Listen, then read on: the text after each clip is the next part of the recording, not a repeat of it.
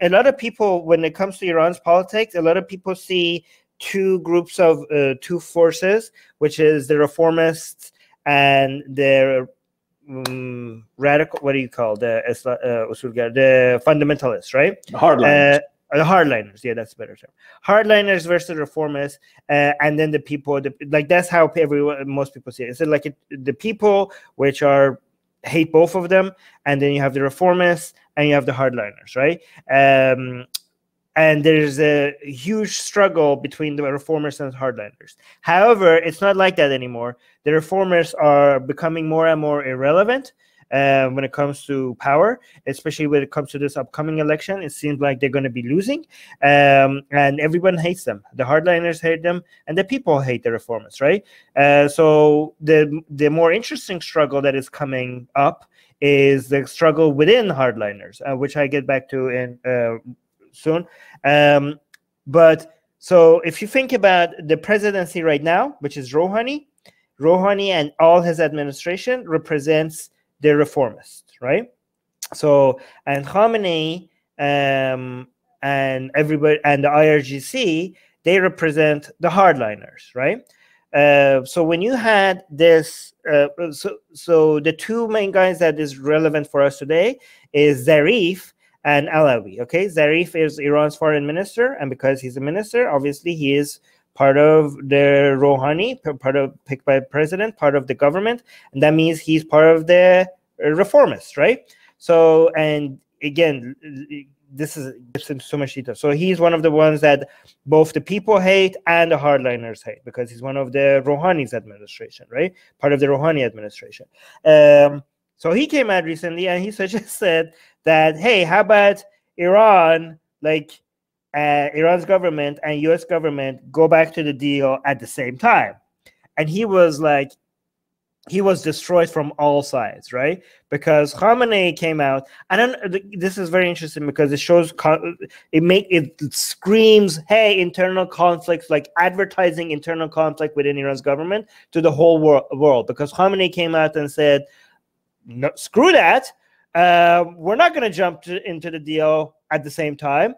United States has to come back to the deal, remove the sanctions, and guarantee that what Trump did will never happen again. Like have something that show that this will never happen again, and only if we feel comfortable with everything that the Biden administration is doing, then maybe we'll go back to the deal. Okay, so Zarif was ridiculed. Like, look, you're saying like the foreign minister is like nothing. Like in Iran, the foreign minister has no influence over foreign policy. It's Khamenei is a supreme leader, and it's the IRGC. It was Qasem Soleimani, and basically Khamenei, used to be Qasem Soleimani, that decided foreign policy. Like his irrelevancy was advertised to the world. Like he came like, oh yes.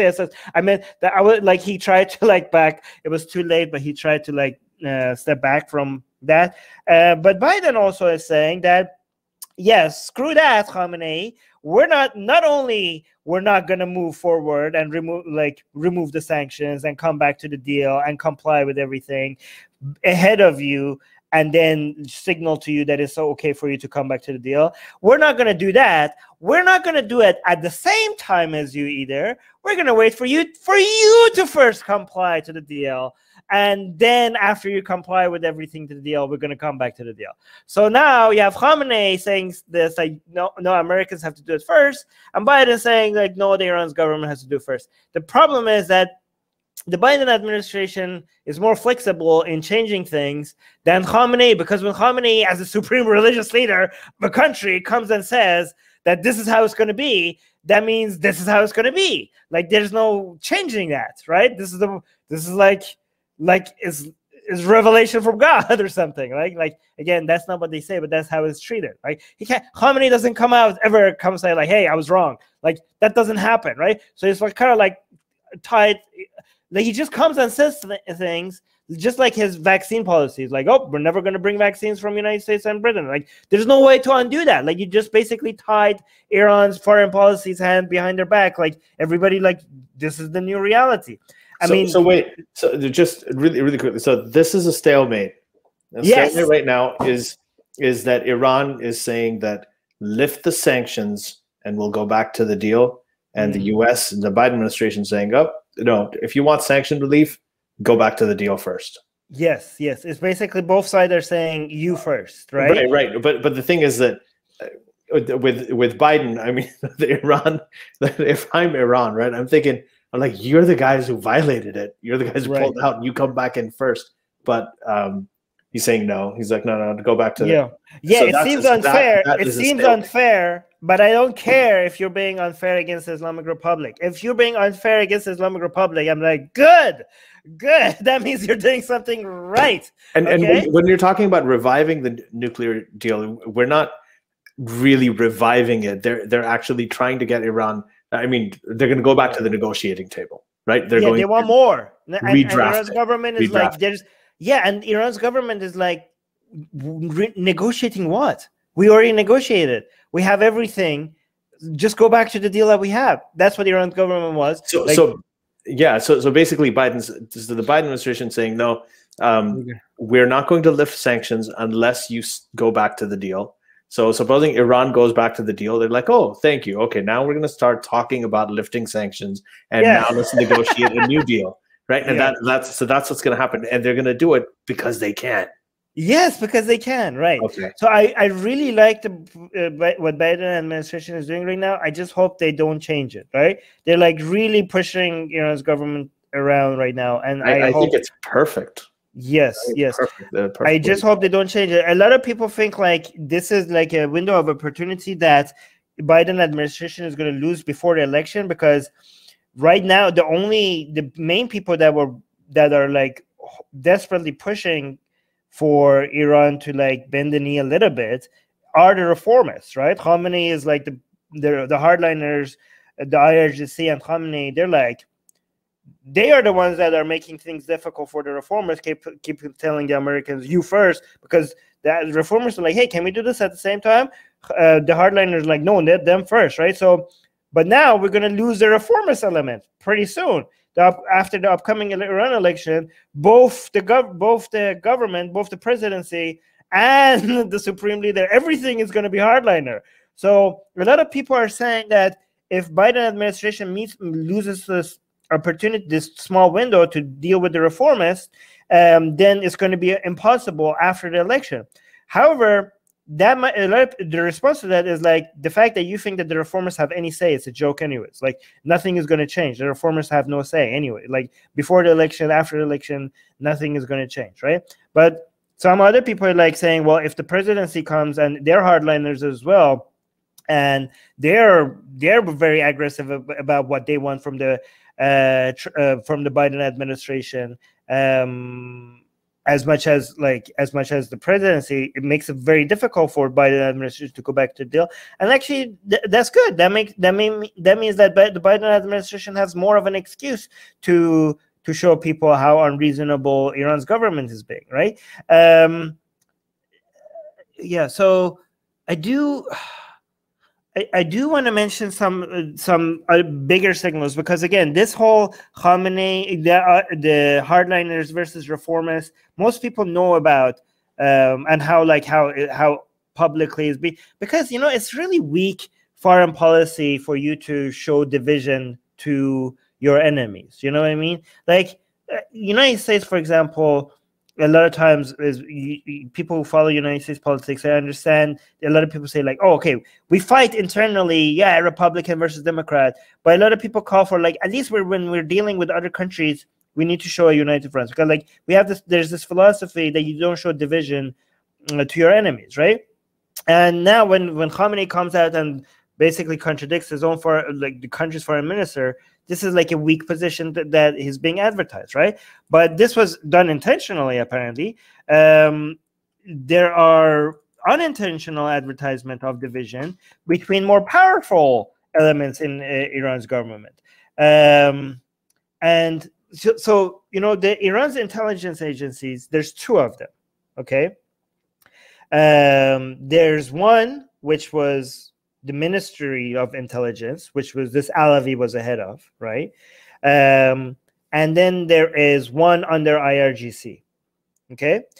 And so imagine like you have the CIA and an more ideological CIA.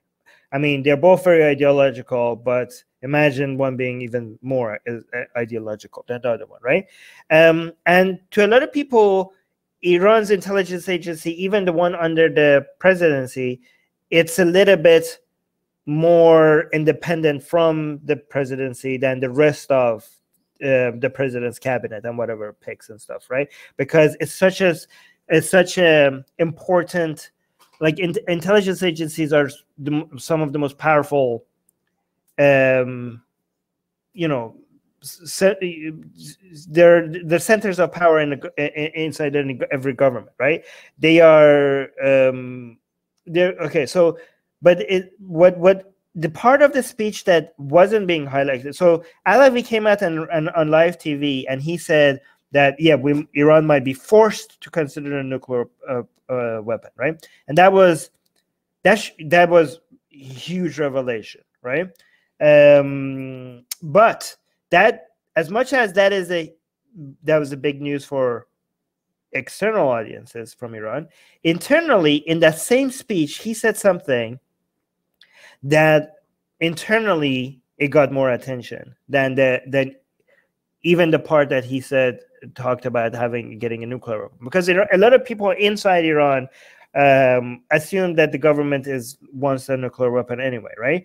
What did he say internally? So he said that Fakhrizadeh's assassination, okay, that they knew about it, and they knew it was going to happen, and they even knew the location of when it's going to happen 5 days ahead of time. He said this? He said that. And he said that the reason why they couldn't, but he said they didn't know what time it's going to happen. They just knew the location, which when a lot of people are like, well, if you knew the location, why did you even let him go there, right? But he said that they communicated this information to the armed forces, and he specifically used like armed forces instead of naming the entity. And I'll let you. And he said that, but they didn't take it seriously, and they didn't follow up on it, and that's why Fakhrizadeh unfortunately died. This is very significant because it shows, first of all, such weakness, right? Such pathetic. It's like those reality shows, like, I don't know, what is it, Jersey Shore or something, where like there's all this infighting and stuff going on inside the house. Right, because the assumption is that the armed forces that he's not mentioning is the IRGC. Okay, so this is again a struggle between two separate intelligence agencies inside Iran, and the war between them that a lot of people assume. Like the image that you want to send to the world is that our intelligence agencies work with each other, they're united, they share information with each other, but they're not. They're in conflict with each other, and they have different agendas. And this guy comes on national, and this was something that people assume, but this guy comes and broadcasts this information, this division, to the country on live TV. Okay, that was very significant because a lot of Iranians said that had this assumption. They're like, now they're saying it, like they're saying the quiet part out loud, right? That there's a conflict between them, right? The conflict specifically this one guy is. I mean, the head of their head of intelligence. He's saying the head of one of the intelligence agencies is saying that we shared this information with the assuming, like he didn't name them. No wonder the Biden administration is taking its time. Right. I mean, you're seeing, okay, there's a country, their intelligence, their two intelligence things are in conflict with each other. They're desperate. They're flailing around. They're saying that, okay, we'll build a nuclear weapon. They're saying that they knew that this guy was going to be assassinated, and they still couldn't stop it. Right. Their top nuclear, they could not stop it. They knew the location. They couldn't stop it. This is weakness. They shot down their own plane. They barely retaliated when two of their heroes were assassinated by foreign powers. This is weakness upon weakness upon weakness upon weakness. Right. Like there's the struggle between the two intelligence agencies, that the fight is so much that they met the consequences of that is that you knew that your head of your top scientist, nuclear scientist, was about to be assassinated, and you still didn't manage to stop it. Like, that is huge, right? So, hey guys, if you want to join these streams live, get your comments and questions read by Ali and Armin and the guests, and most importantly, to get full access to the full video versions of all these episodes, become a patron. Link in the description below.